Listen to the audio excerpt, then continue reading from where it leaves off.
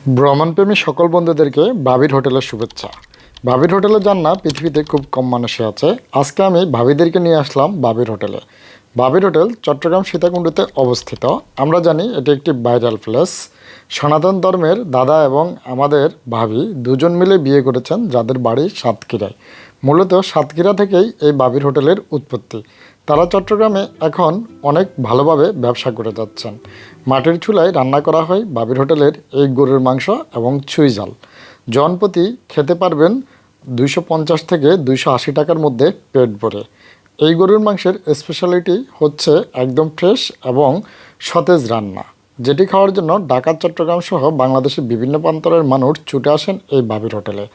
কিন্তু আজ থেকে 2 বছর আগে ভাবির হোটেল নিয়ে যে পজিটিভ রিভিউ দিয়েছিলাম, ভাবি সেই মান ধরে রাখতে পারেননি। বর্তমানে ভাবির হোটেলের যাচ্ছে তাই অবস্থা। যদিও ক্ষুধার জ্বালায় মানুষ এখানে চলে আসে, কিন্তু পরিবেশন হয় না মানসম্মত স্বাদের আগের মতো সেই মাংস, যেটি খেয়ে চরম তৃপ্তি পাওয়া যেত। ঝাল আগের মতো থাকলেও স্বাদ কমেছে অনেকটাই কম। সাম্প্রতিক যারা ভাবির হোটেলে গিয়েছেন তারা হয়তো আমার সাথে একমত হবেন। সেখানে যে দধি পাওয়া যায়, এই দধিটি কিন্তু অত্যন্ত সুস্বাদু।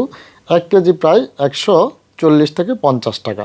দধি খেয়ে চা খেতে পারেন আপনি, খাঁটি গরুর দুধের চা। সব মিলিয়ে একটা ভালোই কম্বো প্যাকেজ। তো যারা নতুন ভাবির হোটেলে যাচ্ছেন তারা অবশ্যই এই অভিজ্ঞতাগুলো মনে রাখবেন এবং সাথেই থাকবেন।